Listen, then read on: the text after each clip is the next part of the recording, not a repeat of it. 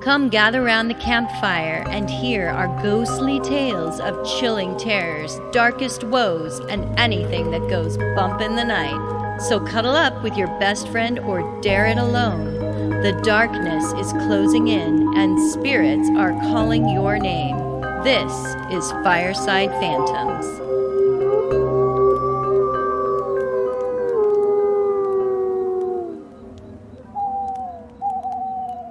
So, Holly, I Yes. told you I've had a lot of freaky stuff happen to me. You have told me a lot of freaky stories. And I thought it might be a good time to tell some of those personal stories of haunted houses. Okay, let's do this. So, I don't know if I've told you this one, but the first two stories I'm going to talk about are when I was growing up in Colorado. Oh, I've never been to Colorado, but I've seen pictures and it looks beautiful. And it's a scary place. Lots Is of it? ghosts. Lots of ghosts there. Sweet. So my best friend's family owned this beautiful historic old home in downtown Colorado Springs. Mm-hmm. And she would often invite me over for sleepovers, as children do. And she would comment that she thought her house was haunted by ghosts. Oh, So as a kid, I thought that was super cool. yeah. But most of the time, I never saw or felt anything strange in the home. Yeah. Well, except for her brother. Well, all brothers are strange at that age. That's right. But we would have a habit of taking sleeping bags and sliding down the long staircases between floors to pass the time. That is awesome. I'd do was that so much today fun. if I had the opportunity. Where's her house again? What's the address? But one night, too, we would also play lots of games of hide and seek because, that's the best game to play when your house is so big. But one night, after playing with the sleeping bags, sliding down the stairs, we actually got in big time trouble. We were told to put everything away and go immediately to bed because, I guess we were just too loud and we were getting on our parents' nerves with our noise. But in the morning, we woke up and my friend asked me if I heard strange noises throughout the night because she got really scared and couldn't sleep. I told her, no, I slept great. Isn't that a great comeback when somebody's terrified? And you're like, I don't know what's wrong with you. I laid slept awake all perfectly night, great. freaked out, and you slept like a baby. But one thing that I did notice was that her closet door was open when I could have sworn it was closed when we went to bed. Huh. So without further commenting about, the strange noises she heard at night, we got up and we were excited to get some breakfast. And so we ran downstairs. But when we were heading down the stairs, we saw two sleeping bags unrolled and lying in a heap at the bottom of the staircase. Huh. Did you leave them there the night before and kind of forgot Nope. about them? Nope, because we were told to put them away. Okay. So we both looked at each other with big eyes and we were thinking, holy hell, Scooby-Doo! How did that get there when we both knew the sleeping bags had been rolled up and put away in Zoinks. her closet? Yeah. So it made me think about the open door to the closet. And then I just knew someone had come into the room and taken them. I had goosebumps everywhere and was just really unnerved the whole rest of the morning. But I did come back to her house because, it was really fun playing hide and go seek. And there was one time when my friend decided to go up into the attic space, which was pretty clear and oftentimes was a great area to play because her family didn't use it for any storage. I didn't know at the time that there was a hidden door up there for an additional crawl space, and that is exactly where my friend was hiding. I first had searched several of the other floors, and though I heard giggling and running footsteps on the floor below the attic, when I would run up there, of course, my friend was not there. So after a while of even searching the attic, I had given up. And I yelled for my friend to come out. I was actually very weary of searching. Finally, she opened the crawl space door, she said, and she came downstairs to find me. And she was covered in blood. No, but she could have been because I was so mad at her. I told her, hey, you aren't playing fairly, you cheated, and you kept changing your hiding place. Anyway, I told her, you definitely were because I could hear you running around and laughing. And she told me that she had stayed hidden in that same place the whole time. And she thought it was me that was running through the hall downstairs and giggling. I told her, nope, I was trying to be quiet so I could sneak up and catch her. So we were arguing, and then we both thought, okay, this is just really strange because nobody else was home at the time. Oh, well, that's Right. creepy. So my own home that I grew up in was a typical ranch-style home built in the early 60s. And I'm pretty sure it only had one owner before my family. I never felt strange in that home or saw anything weird, but I also did tend to have nightmares. Oh, yeah. So, but it could be because I was watching Fantasy Island Yeah, every night. probably. Yeah. The plane. Tattoos. The nightmares were so often that my family just thought I had an overactive imagination, and they didn't say much when I would tell them about my dreams. One particular night, I was woken up because I had a nightmare, and I was about 10 years old at the time. And when I went to go find my parents, I thought, wow, this house is just way too cold. So I made my way down the hall. I paused to look in on my parents who were asleep in the room next to mine, and I noticed the drapes were partway open. I could see the moonlight shining down on them, and I just smiled to myself, thinking how peaceful they looked. The thermostat was only a few steps farther down the hall, and I was determined to turn up the heat, yes, to 75 degrees. I was that cold. Wow. You know what they say when it gets cold? There's a ghost around. Yeah, there's a ghost. There's a total ghost. And it was that cold where you talk or you breathe and you can see the breath in the air. Ooh. So I turned back around after, cranking the thermostat, and I was heading back into my room down the hall. But I could not avoid seeing the long mirror that hung at the end of the hall on the wall beside my room. Mirrors and coldness. Not a good recipe. You're asking for it. So I glanced at it, and then I gasped because I couldn't see myself. And at the same time, a rush of freezing cold air pushed me all the way back the entire length of the hall. Now I was completely terrified, and I wanted to get up off the floor as fast as I could and run into my parents' room to wake them up. But to my surprise, I was actually laying in the basement in our recreation room and nowhere near the hall. Oh my God. That's crazy. You got transported or something? It was the most bizarre thing. I had never run so fast in my life up those basement stairs. Oh, I bet. And my mind the whole time was telling me, okay, you must have just been dreaming. It was just a nightmare. You were sleepwalking. Nothing you saw, really happened. You were sleeping the whole time. But when I got to my parents' room, it was exactly the way I had dreamed it. Oh, that's giving me the chills. Yes, Ooh. the curtains were partly opened, the moon was shining down, and they both were curled up in the same position. That's creepy as hell. And I remembered thinking, I can't go past that room and look in the mirror again. It's all going to be repeated again and again, like Groundhog's Day, only a bad Groundhog's Day. Right. No Bill Murray in this one. No. So I went in their room and woke them up, and they were mad at me and made me sleep in a chair. Well, that's also kind of creepy. We want to put you in that corner over there in a chair. They always did to that. Punish you. This is why I have issues. Was there duct tape? Did they duct tape you to the chair? No, I was very obedient in some ways. I was like, I will do anything. Just don't make me go back in my room. They're like, okay, I will sleep on the floor with the dog. So my other two experiences were out here in Oregon. Okay. The first was in a condo I owned out in the suburbs.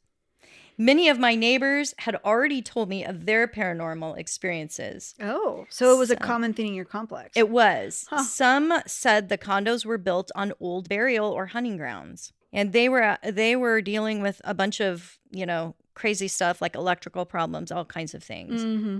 So the majority of complaints were light bulbs going out, people feeling like they were being watched in their home. Of course, that could just be the other neighbors. With binoculars. So anyway. What's going on over there? My daughter at the time, she was young, and my parents gave her a Sleep and Snore Ernie doll. That was during the time when Tickle Me Elmo was popular, but no, they didn't get her Tickle Me Elmo. They got her Sleep and Snore Ernie doll. Of course they did. Another fault of my parents. No. Another thing to blame them for. But anyway, so she would keep it in the top of her closet at night because she had other favorite toys she liked better on her bed. Every night at 3 a.m., the doll would wake her up saying, "I feel great. I feel great." She would run into my room and tell me, but of course I didn't hear it, and it wouldn't say anything when I was shaking it or trying to see if it had a short. So I just told her after a while, look, we'll just take the batteries out. That'll stop the doll from saying anything. I'm sure you were just dreaming. After all, that's what my parents told me. But the first night we did do that. We took the batteries out of the doll. I slept with our doors open, and this was just done on accident. But what do you know? I heard the doll exactly at 3 Oh, a.m. no. I That doll feel be great. drop I kicked feel out of my great. house so Without fast. further comment, that doll went to Goodwill the next day. Oh, Isn't that that's wonderful right, it how did. many haunted toys are Oh probably my given God. away to Goodwill? No way. Dolls are creepy as fuck. Yes. The other experience I had was with my neighbor friend who also lived in the condos. She had us over one night for dinner and games. And she had a daughter who was friends with my daughter. So it was common for all of us to get together and play games. And we had just finished a particular rambunctious game, and we all had an emotional reaction to the winner, yelling, hooray or wow, when my friend's stereo system turned on and the volume rose to an excruciating loud sound. The light bulbs flickered, and one actually burst over the table in the kitchen while we were playing the game. Whoa. That's crazy. Yeah. My daughter immediately went into warrior mode, started commanding the spirits to leave. She said, look, we're safe. We're protected. Nothing's going to harm us. My mouth was like hanging open because witnessing my daughter, who was only like 10 at the time, act like Van Helsing was the creepiest thing ever. I could, I know her as an adult, and I could totally see her being the badass. No, she's a badass. Van Helsing out there with her bow and her arrow. I could totally see her doing that. She kicks ghost vampires' asses. She does. Well, she slept with a sleep and snore Ernie doll. After that, a haunted one. Right. Yeah. After that, she can handle anything. She's a fearless warrior and a beautiful princess. So, thank you, Holly. That was my story. Wow. You've had some crazy stuff happen. Well, that's not the half of it. I know.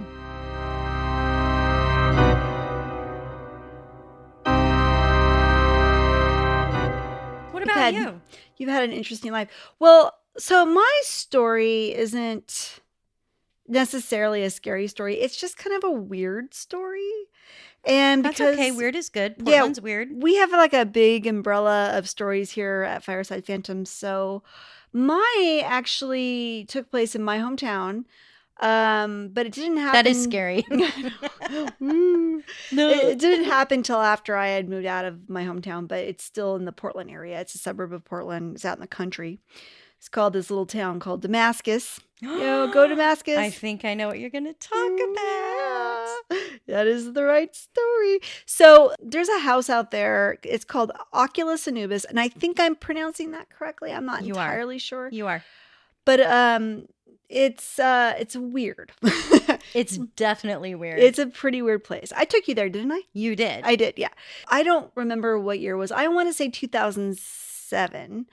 And my sister's good friend, who lives out in this neighborhood, had asked me to babysit her kids while her and her husband were going to be out of town for a couple days. So it's always babysitting. It's always those damn kids. That's if it wasn't for those damn kids, I would have gotten away with it. It's the babysitter. It's not the kids. Oh, I thought it was the kids. Go ahead. I'm not really into kids, so that probably explains things. So the first time I went down to her house, I passed it. They're out like on a country road, and it's like in a neighborhood, but their houses are not right next to each other. They all have a little bit of acreage around them. Maybe an acre, but large size lots. So I passed her house, and I just went down to the bottom of her street to turn around in the cul-de-sac. And that was my first time I experienced Oculus Annubis. So Oculus Annubis is this house, and it's deeply entrenched in the woods of Damascus, and you can't see it from the road. I've never seen the house myself. And it is off of this cul-de-sac. That's the driveway shoots right off of the cul-de-sac. There's 2 lion statues out front. There are 2 pyramid statues at the front of the cul-de-sac that breathe fire. There is an arch that goes over the driveway with cameras mounted everywhere to watch everyone who comes into the cul-de-sac. And all you can see when you look through the archway of the driveway, down the driveway into the woods, and it turns off to the right, at the bend in the driveway is a ginormous statue of a dog, an Egyptian dog. Oh, it's the god Anubis. I think that's what it is, the god Anubis statue. Yeah. And I don't even know how many feet high. It's 50 feet high. I mean, it's ginormous. You've seen it. I've taken you there. It screams, hello, we're a satanic cult. Yes, it does. Yes, it does. And that's why they get a lot of attention. I went down there and I'm like, what the fuck is this? Like, This is crazy. And so I went back to my sister's friend's house, and I said to her, because she's like literally 2 doors up the street, and I said to her, what the hell is that going on in your cul-de-sac? She goes, don't even get me started. That is the craziest fucking family. I mean, I can't even tell you. And then she regaled me with a whole bunch of weird stories about this family that lives down in the woods down there. Okay, tell me about the family. Well, I don't know. Well, okay, so at the time, all I knew is what she had told me. He is a doctor, and she said he's really... You're right. That is creepy. It's so creepy. But, he could have done, evil experiments and stuff like that. But anyway, he was abusive to his wife. She said that the school district had gone toe-to-toe with this family about the fact that they have these giant pyramids in the cul-de-sac that shoot fire, and they need the cul-de-sac in order for their school bus to turn around. They had a attorney go down and talk to him, to the family, and he came back and he said, we're going to leave the pyramids right where they are. And they're like, no, we need that for fire trucks and school buses. He's like, we're not going to screw with this family. You're just going to leave it alone. Okay, well, when I went, I noticed in one of those pyramids, there's a camera. There are cameras everywhere. And I can't tell you how many stories I have of people who've told me, oh, I've been to that house. And I went there, we were taking pictures because the whole setup is so screams cult of some kind, like seriously scary, weird. And we went and we took pictures, and all of a sudden these people showed up from that driveway saying, we're security. What can we do for you? You can't stay here. I know someone else who told me that when she was in high school, the dare was to go to that house, run down the driveway, tap the statue with your hand and run back before you get caught, because that was something that they would do in high school apparently. So most of the high schools in this area know about this house, and the whole thing is super creepy. But ultimately the story behind it isn't as creepy, but it is definitely fucked up. Mm-hmm. So the family that lived there was the Neals, and the father was a eye doctor, and his name was Dean Neal, and he ran an eye doctor business in Gresham. And he made that much money? Well, he actually didn't make the money. He extorted it. Okay, that makes sense. From health insurance companies. He actually has passed away now. He had a stroke when he was 80 in May of 2015. But he had gotten his son involved in his business, and they were doing a lot of unnecessary treatments on their patients in order to bill the insurance companies, and then overbilling their patients millions of dollars out of the health insurance companies to pay for this ginormous house they were building down there in the woods. You need LASIK, you need LASIK, yeah, and you need LASIK. Everyone needs LASIK. We got to pay for our house. They ran the 20/20 eye care in Gresham. They did all sorts of illegal activity, and when other eye doctors would call them on it, they would be like, you're out of here. You're not going to sniff around our stuff. So they had a really kind of tumultuous reputation in town. They used a lot of the money that they got from the health insurance companies to put into their nonprofit Oculus organization. They called it a religious organization. Of course, so they could avoid the taxes. And so that's why the house is called Oculus Annubis, because it was based off of their nonprofit business that they could use to extort all this money into. Dad died in 2015. The son had to stand trial for all the things that happened at this eye clinic. And he had to... Dad. Yeah, thanks, Dad. And he had to agree to pay $2.5 million in restitution. The entire court agreed that this really wasn't necessarily the father, or the father was the mastermind here, but the kid was sort of the one that was going to take the fall for this. But the house that they were building was a 35,000 square foot house. Holy it had cow. a helipad, a tennis pavilion. It was going to be linked through a heated tunnel to the son's house that was 75 yards away. But the house was never finished because he passed away. But the Oregonian goes into a little bit deeper story about this guy. When he passed, they put a glowing obituary about him into the paper. Did it actually glow? Yeah, it actually did. But really what was going on was that he actually was very abusive to his wife.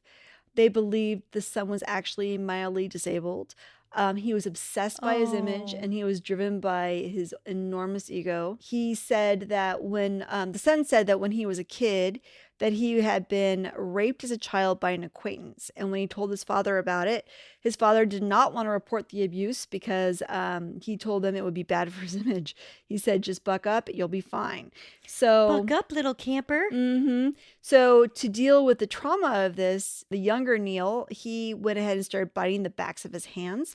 And I think they actually had photos of his hands as a child at the trial to show what kind of trauma that inflicted on him. He also, the older doctor, the father, would also get drunk when the kid was still about 13. He would get drunk, he would stumble into his son's bedroom and demand that his son go to his mother and tell her it was her duty to have sex with her husband. What? Yes. And he was very unstable. He abused alcohol. She filed for divorce, but they actually remained married. He was just a super abusive person. And that's why he went about like extorting all this money. But the thing about this place is that now I'm pretty sure it's been abandoned, which I would love to sneak onto the property and go down there and see it. Let's do it. We got to get you arrested anyway. I know. I need to make it into the cemetery at Walla Walla. That's right. The gate is closed. It has a chain wrapped around it. One of the lion statues is missing. And there's kind of moss growing on everything. So it looks like it's not being kept up anymore. Of course, they did lose a whole bunch of money to restitution. So perhaps they had to foreclose the property. I'm not exactly sure, but it is a really weird story. And everyone up here in Portland, well, on the east side, on the deep east side of Portland, like Damascus territory, they all know about this place. And everyone's been there, and it's had so much traffic to it. And in fact, they made a YouTube documentary about it. There's websites about it. I mean, it's kind of a very well-known, established home just for its sheer creepy factor. So I don't know if you know this, Holly. Has anyone ever been able to sneak onto the property? Well, my sister's friend's son would sneak onto their property all the time, and he said there was tons of those big statues on the property. He would crawl and play on them. And he didn't get caught. No, he didn't get caught. Yeah, it's just it's weird. It's really weird. I love that story, though. And I remember being so creeped out when I went out there. Definitely. I was thinking, no, it can't be that. It can't be really that big of a deal. But everyone that goes out there is like, what is this thing? Because everything about it is creepy. Everything. And the stories and the rumors and the reputation that this family has, it wasn't really his family. I shouldn't say that. It was the doctor himself. That he had a notorious reputation for being an evil human being. So if you take that and you marry it with a creepy property, it makes for a creepy story. It does. Thank you, Holly. It makes me feel really welcome. bad for his son. I do. He did go to prison for, I think, a year or two because, it was big time felonies. So he had to go for more than a year. But I don't think he's necessarily an evil guy. I think he was just a puppet at the hands of his dad, and he had to do what he had to do. So that's what happened. But yeah, I would love to be able to go. And if you go into Google Maps and you try to see the property from the satellite, you can't see it. They blacked it out. Well, it's covered by trees. So you really can't tell what's so it's down not there. Google doing it. I don't think it's Google doing it. No, I think it's just, you just can't tell what's out there. But it's very clearly a big property and you can't really see what's going on. So it's shrouded in mystery. And that's what gives it the allure that it has and the reputation that it has. I love it. Yeah, it's fun.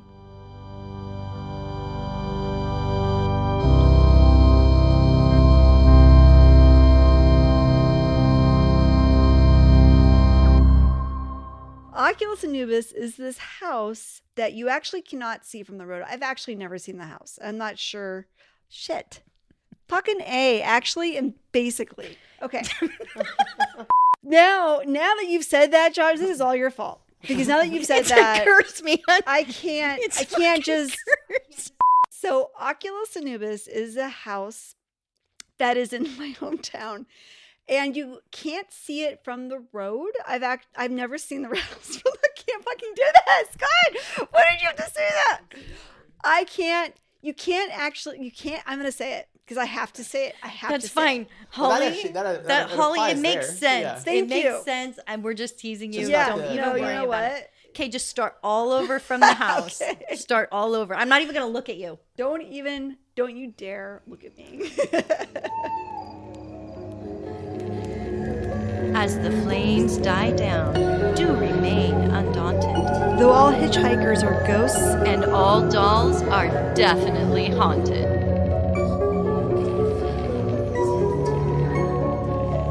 Hey guys, be sure to follow us on Instagram. Our handle is @FiresidePhantoms. If you have a spooky story you would like to share with us, send it to firesidephantoms@gmail.com and you may hear it on a future episode.